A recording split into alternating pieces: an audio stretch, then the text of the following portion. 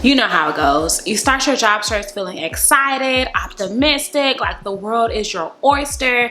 The Aladdin theme song, A Whole New World, might as well be playing in the background because you're like, I'm about to change my life up with a new job. Then bam, next thing you know, you're left wondering, am I a fraud? Did I just get lucky in my career? Can I really get another job that's better than what I have now? Do I really have what it takes to succeed in the next role? Am I really cut out to take my career to the next level? Do I have to take a step back? And so many questions that are really just symptoms of imposter syndrome. And today I'm going to share with you my proven steps that will help you obliterate imposter syndrome so that you can stop playing small in your career, go after the roles that you want, and get them. So let's get into it.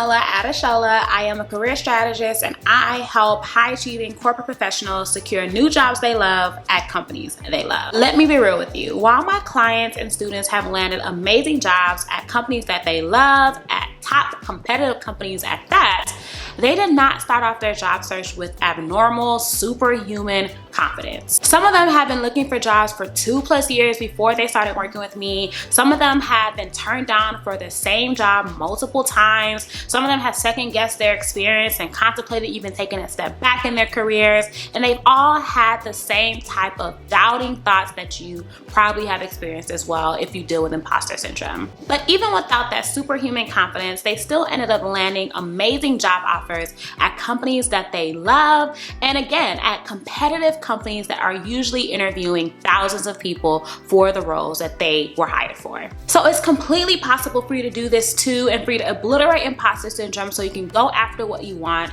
especially when you know you have the skills and experience that's required to excel in the roles that you're going after. The reason I shared all of this with you is because I want you to know that imposter syndrome is normal. It is completely normal to feel like a fraud, to wonder if you really have what it takes, to second guess your abilities.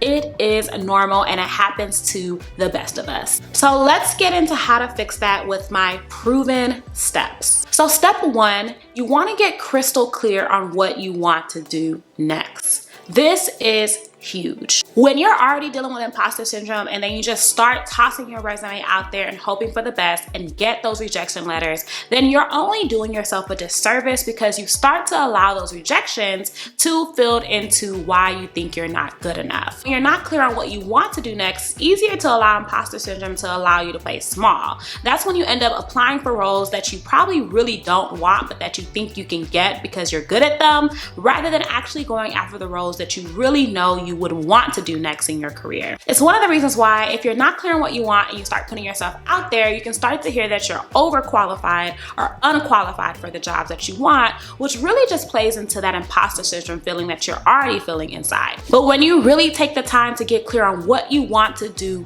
first, you can put yourself in a position to be better aligned with the roles that you want so that you can prevent imposter syndrome when you do apply. Next, you want to become future focused rather than past driven.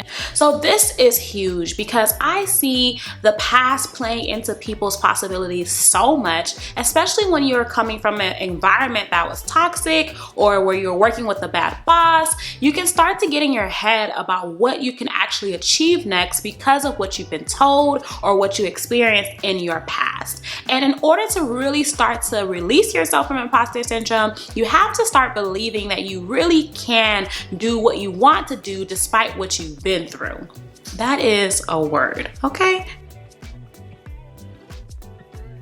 So one of the best ways to start to become future focused is to notice when you are limiting yourself based off of what you've experienced in the past. So for example, assuming that you can't get that manager role in your career because maybe you didn't get the promotions at your previous company. But in reality, maybe you didn't get those promotions at your previous company not because you wasn't qualified or good enough, but because of the different politics and favoritism that was happening at that company. And so when you are moving into that next step in your career, you want to really detach yourself from those negative experiences that you've had, maybe those bad comments that you received, and really see them for what they were and not allow them to hold you back or to limit the possibilities that you want to happen in your career moving forward. Next, you want to uncover the hard facts. So it's cool to be motivated, to feel good, to really tap into, you know, your best self and whatever else you need to do, but those things only last for the moment. If you really want to obliterate imposter syndrome for the long haul so that you can stop playing small and go after the things that you want in your career, then you really need to get clear on why you're ready for the things that you want. And when you don't understand your value and what you can bring to the table and the impact that you can make, then you will always feel like you do not deserve to be in the room and that you don't deserve the roles that you want. So to really uncover the hard facts, you have to get crystal clear on the stories, the experiences, the results, the accomplishments, the things that you've done in your previous positions that have well equipped you to succeed in the roles that you want next. So that is again why you have to get crystal clear on what you want to do so that you can uncover the hard facts for why you're ready for those specific opportunities. The key to remember here is that you already bring value. You have a career full of great accomplishments, but you have to be able to align those accomplishments with the positions that you're interested in so that you can be able to understand why you are ready and well equipped for the positions. After you do that, you want to then become your biggest cheerleader. I always like to say, if not you, then who? Okay?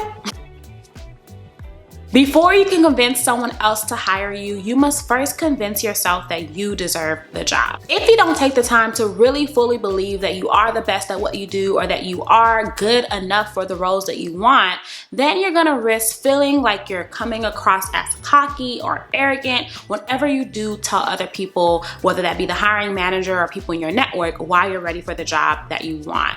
But when you really take the time to fully believe in yourself, to know that you bring value, to know that you can make an impact, then you can come across as that genuinely confident person, and you can show up as that person who is the problem solver because you know that you have solutions, you have different things that you can bring to the table that's going to alleviate the problems of the hiring manager and the company you will be joining. After you become your biggest cheerleader, you then want to advocate for yourself like your very own BFF. You want to advocate for yourself the same way your BFF hypes you up on your Instagram post.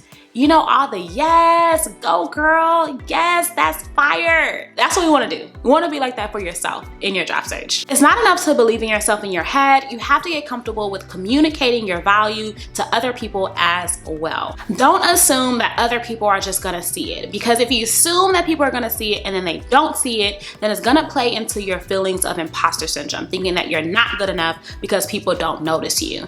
Instead, you have to recognize that it is your responsibility to show people what you can do for them. Nobody wants to play the guessing game. So you want to eliminate the guesswork by being an advocate for yourself and showing people at every step why you are the best at what you do, or at least why you deserve the opportunity that you want next in your career. Rather than seeing talking about yourself as boring or bragging, see it as doing other people a favor while making their lives easier, because you're making it clear on how you can add value to them. If you struggle with imposter syndrome, you want to start from step 1 all the way down so that you can start to obliterate it and stop playing small and start going after what you want. On top of that, one of the best ways to really overcome imposter syndrome for good is to get a proven step-by-step plan that you can follow so that you can stop second guessing yourself. So if you want that, then I'm going to highly recommend that you click the link below for my free guide on how to go from 0 interviews to dream job offers. The guide is packed with 15 pages full of next steps that you can take right now, and it's already been downloaded more than 5,000 times. So get your guide and get going so that you can overcome that imposter syndrome with a step-by-step plan. And in my next video, I'm going to be talking about how to answer that question that we all hate, which is, why did you leave your last job? This is going to be especially good if you've been laid off due to the pandemic or any other reason, and it's going to help you be able to navigate that question with confidence and ease. So subscribe and tap the bell so that you can be notified when that video drops. In the meantime, if you want even more job search advice, then stick around and watch my other videos on how to navigate your job search, stand out, and get hired. And comment below and let me know what your biggest takeaway was from this video. I would love to hear from you.